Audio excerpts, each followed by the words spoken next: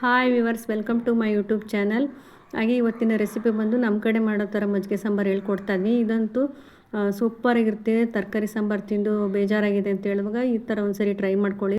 ತುಂಬಾ ರುಚಿಯಾಗಿರುತ್ತೆ. ನೀವು ಪದೇ ಪದೇ ಮಾಡ್ಕೊತಾ ಇರ್ತೀರ, ಅಷ್ಟು ಚೆನ್ನಾಗಿ ಟೇಸ್ಟಾಗಿರುತ್ತೆ. ಇಲ್ಲಿ ನಾನು ಮಜ್ಜಿಗೆ ಸಾಂಬಾರಿಗೆ ಅರ್ಧ ಲೀಟ್ರಷ್ಟು ಮೊಸರು ತೊಗೊಂಡಿದ್ದೀನಿ. ನೀರು ಹಾಕ್ಕೊಬಾರ್ದು ರುಬ್ಬೇಕಾರೆ, ಇದನ್ನ ಮಿಕ್ಸಿ ಹಾಕ್ಕೊಬೇಕು. ಹಂಗಾಗಿ ನೀರು ಹಾಕಿದ್ರೆ ಸಿಡಿದ್ಬಿಡುತ್ತೆ ಅಂತ ಸ್ವಲ್ಪ ಹಾಗೆ ಗಟ್ಟಿಯಾಗಿ ಮೊಸರು ಇರಬೇಕು. ಇವಾಗ ನಾನು ಸಾಂಬಾರು ರುಬ್ಬಕ್ಕೆ ಅಂತಂದು ಹೇಳ್ಬಿಟ್ಟು ಸ್ವಲ್ಪ ಶುಂಠಿ ಹಾಕ್ಕೊಂಡಿದ್ದೀನಿ. ಶುಂಠಿ ಜೊತೆಗೆ 2 ಬೆಳ್ಳುಳ್ಳಿ ಸೇರಿಸ್ಕೊಳ್ತಾ ಇದ್ದೀನಿ. ಹಾಗೆ ಜೊತೆಗೆ ಸ್ವಲ್ಪ ಅರಿಶಿನ ಪುಡಿ, ಹಾಗೆ ಸ್ವಲ್ಪ ಕೊತ್ತಂಬರಿ ಸೊಪ್ಪು ಕೂಡ ಸೇರಿಸ್ಕೊತಾ ಇದ್ದೀನಿ. ಒಂದೇ ಒಂದು ಏಲಕ್ಕಿ ಹಾಕ್ಕೊತಿದ್ದೀನಿ. ಇದು ಏನಿದ್ರೆ ತುಂಬ ಡಿಫ್ರೆಂಟಾಗಿ ಫ್ಲೇವರ್ ಕೊಡುತ್ತೆ, ತುಂಬ ಚೆನ್ನಾಗಿ ಟೇಸ್ಟ್ ಕೊಡುತ್ತೆ. ಹಾಗೆ ಒಂದು 8 ರಿಂದ 10 ಕಾಳು ಮೆಣಸು ಹಾಕ್ಕೊತಾ ಇದ್ದೀನಿ.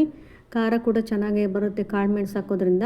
ಒಂದು 2 ಸ್ಪೂನಷ್ಟು ಸಣ್ಣ ಸ್ಪೂನಷ್ಟು ಹುರ್ಗಡ್ಲೆ ಹಾಕ್ಕೊತಾ ಇದ್ದೀನಿ. ಹುರ್ಗಡ್ಲೆ ಹಾಕ್ಕೊಂಡು ಸ್ವಲ್ಪ ಸಾಂಬಾರು ಕೂಡ ಮಂದಾಗಿ ಚೆನ್ನಾಗಿರುತ್ತೆ. 1 ಸ್ಪೂನಷ್ಟು ಜೀರಿಗೆ ಹಾಕ್ಕೊತಾ ಇದ್ದೀನಿ. ಹಾಗೆ 2 ಸ್ಪೂನಷ್ಟು ಅಕ್ಕಿ ಹಿಟ್ಟು ಹಾಕ್ಕೊತಾ ಇದ್ದೀನಿ. ನೀವು ಬೇಕಾದ್ರೆ ಹಾಗೆ ಸ್ವಲ್ಪ ಹಸಿ ಕೊಬ್ಬರಿ ತುರಿ ಹಾಕ್ಕೊತಾ ಇದ್ದೀನಿ. ಇದಿಷ್ಟನ್ನು ನೈಸಾಗಿ ರುಬ್ಕೊಬೇಕು. ಹಾಗೆ ಮಜ್ಜಿಗೆ ಕೂಡ ಮಿಕ್ಸಿಗೆ ಹಾಕ್ಕೋಬೇಕು. ಯಾಕೆಂದರೆ ಗಂಟಲ್ಲಿ ಏನಿರ್ತೈತೆ ಅದೆಲ್ಲ ನೀಟಾಗಿ ಚೆನ್ನಾಗಿ ತೆಳುಗೆ ಗಂಟಿಲ್ದಿರೋ ಥರ ಆಗುತ್ತೆ.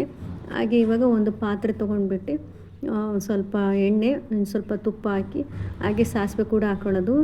ಇವಾಗ ಈರುಳ್ಳಿನ ದಪ್ಪ ಸ್ವಲ್ಪ ಜಾಸ್ತಿ ಹಾಕ್ಕೊಬೇಕು. ಈರುಳ್ಳಿನ ದಪ್ಪ ಹೆಚ್ಕೊಬೇಕು. ಅದು ಸಿಗ್ತಾ ಇದ್ದರೆ ಚೆನ್ನಾಗಿ ತಿನ್ನೋಕ್ಕೆ. ಹಾಗಾಗಿ ದಪ್ಪದಾಗಿ ಕಟ್ ಮಾಡ್ಕೊಂಡಿರೋದನ್ನ ಒಂದು 2 ರಿಂದ 3 ಈರುಳ್ಳಿ ಹಾಕ್ಕೊಂಡಿದ್ದೀನಿ. ಇದು ಚೆನ್ನಾಗಿ ಫ್ರೈ ಮಾಡ್ಕೊಬೇಕು. ಹಾಗೆ ಒಂದು 2 ನಿಮಿಷ ಹಾಗೆ ಮುಚ್ಚಿಟ್ಬಿಟ್ರೆ ಚೆನ್ನಾಗಿ ಫ್ರೈ ಆಗುತ್ತೆ. ಇವಾಗ ನಾನೇನು ಮಜ್ಜಿಗೆ ಎಲ್ಲ ಮಿಕ್ಸಿಗೆ ಹಾಕ್ಕೊಂಡಿದ್ದೆಲ್ಲ ಮೊಸರನ್ನ, ಅದನ್ನು ಕೂಡ ಪಾತ್ರೆ ಸೇರಿಸ್ಕೊಂಡು ರುಬ್ಬಿಟ್ಕೊಂಡಿರೋ ಮಸಾಲನೂ ಸ್ವಲ್ಪ ನೀರು ಹಾಕ್ಬಿಟ್ಟು ಚೆನ್ನಾಗಿ ತೊಳೆದು ಅದನ್ನು ಚೆನ್ನಾಗಿ ಸೇರಿಸ್ಕೊಂಡು, ನಮಗೆ ರುಚಿಗೆ ಎಷ್ಟು ಬೇಕೋ ಅಷ್ಟು ಉಪ್ಪು, ಹಾಗೆ ನೀರು ನಿಮಗೆ ಎಷ್ಟು ಗಟ್ಟಿ ಬೇಕೋ ಆ ಥರ ನೀರು ಸೇರಿಸ್ಕೊಬೇಕು. ಇಲ್ಲ ಸ್ವಲ್ಪ ಖಾರ ಪುಡಿ ಹಾಕ್ಕೊತಾ ಇದ್ದೀನಿ. ನೀವು ಹಸಿಮೆಣ್ಸಿನ್ಕಾಯಿ ಕೂಡ ರುಬ್ಕೊಬೋದು. ಇಲ್ಲ ನಾವು ಒಂದು 2 ಭಾಗಕ್ಕೆ ಸೀಳ್ಬಿಟ್ಟು ಕೂಡ ಮೆಣ್ಸಿನ್ಕಾಯಿ ಹಾಕ್ಕೊಬೋದು. ಇಲ್ಲ ಮಿಕ್ಸಿಗೆ ಹಾಕೊಂಡು ಕೂಡ ಹಾಕ್ಬೋದು. ನಿಮ್ಗೆ ಯಾವ ಥರ ಟೇಸ್ಟಿಗೆ ಬೇಕಾಗುತ್ತೋ ಆ ಥರ ಹಾಕ್ಕೊಬೋದು. ನಾನು ಇಲ್ಲಿ ಖಾರ ಪುಡಿ ಹಾಕ್ಕೊತಾ ಇದ್ದೀನಿ. ತುಂಬಾ ಚೆನ್ನಾಗಿ ಡಿಫ್ರೆಂಟಾಗಿ ಬರುತ್ತೆ. ನೀವು ಅಕ್ಕಿ ಹಿಟ್ಟು ಬದಲಿ ಅಕ್ಕಿ ಕಾಳು, ಒಂದು 2 ಸ್ಪೂನ್ ಅಕ್ಕಿ ಕಾಳು ಕೂಡ ನೆನೆಸಿ 1 ಅವರ್ ಇಲ್ಲ ಒಂದು ಅರ್ಧ ಗಂಟೆ ನೆನೆಸ್ಬಿಟ್ಟು ಕೂಡ ಅದ್ರ ಜೊತೆ ರುಬ್ಕೊಬೋದು. ನಾನಿಲ್ಲಿ ಪಕ್ಕದಲ್ಲಿ ಕುದಿಯೋಕೆ ಇಟ್ಬಿಟ್ಟು ಸಾಂಬಾರನ್ನು ಮುದ್ದೆ ರೆಡಿ ಮಾಡ್ಕೊತಾ ಇದ್ದೀನಿ. ನಾನೊಂದು 2 ಲೋಟ ನೀರು ಹಾಕಿ, ಒಂದು ಚಿಟಿಕೆ ಉಪ್ಪು ಹಾಕಿ ನೀರು ಬಿಸಿಗಿಟ್ಟಿದ್ದೀನಿ. ಅದು ನೀರು ಬಿಸಿ ಆದ ತಕ್ಷಣ ಏನು ಮಾಡೋದು, ಸ್ವಲ್ಪ ಇದು ಹಿಟ್ಟು ತೊಗೊಂಬಿಟ್ಟು ಚೆನ್ನಾಗಿ ಈ ರೀತಿಯಾಗಿ ಮಿಕ್ಸ್ ಮಾಡಿಬಿಟ್ಟು ಕಾದಿರೋ ನೀರು ಒಳಗಡೆ ಸೇರಿಸ್ಕೊಬೇಕು. ಇದಕ್ಕೆ ಕೈ ಆಡಿಸ್ತಾಯಿದ್ರೆ ಚೆನ್ನಾಗಾಗುತ್ತೆ. ಇಲ್ಲ ಹಾಗೆ ಬಿಟ್ಟರೆ ಗಂಟಾಗುತ್ತೆ. ಈ ರೀತಿ ಮಿಕ್ಸ್ ಮಾಡ್ಕೊತಾನೆ ಇರಬೇಕು. ನೀವು ಬೇಕು ಅಂದರೆ ಹಸಿ ಹಿಟ್ಟಿಗೆ ಹಿಟ್ಟು ಹಾಕ್ಕೊಂಡು ಹಾಗೆ ಸೌಟಿಗೆ ಆಡಿಸ್ಕೊತಾ ಇದ್ದರೆ ಅದು ಕೂಡ ಆಗುತ್ತೆ. ಇಲ್ಲ ಕುದಿಬೇಕಾದ್ರೆ ನೀರು ಬಿಸಿ ಆದ್ಮೇಲೆ ಕೂಡ ಹಿಟ್ಟು ಕಾಲಿಸ್ಬಿಟ್ಟು ಈ ಥರ ಹಾಕ್ಬೋದು, ಅದು ಕೂಡ ಮಾಡ್ಬೋದು. ಇವಾಗ ನಾನು 2 ಬೌಲಷ್ಟು, 2 ರಿಂದ 3 ಬೌಲಷ್ಟು ರಾಗಿ ಹಿಟ್ಟು ಹಾಕ್ಕೊತಾ ಇದ್ದೀನಿ. ಇದೊಂದು 10 ನಿಮಿಷ ಕುದೀಲಿ. ಅಷ್ಟರೊಳಗಡೆ ನಾವು ಈ ಸಾಂಬಾರು ರೆಡಿಯಾಗಿದೆ ಅಂತ ನೋಡ್ಕೊಂಬರೋಣ.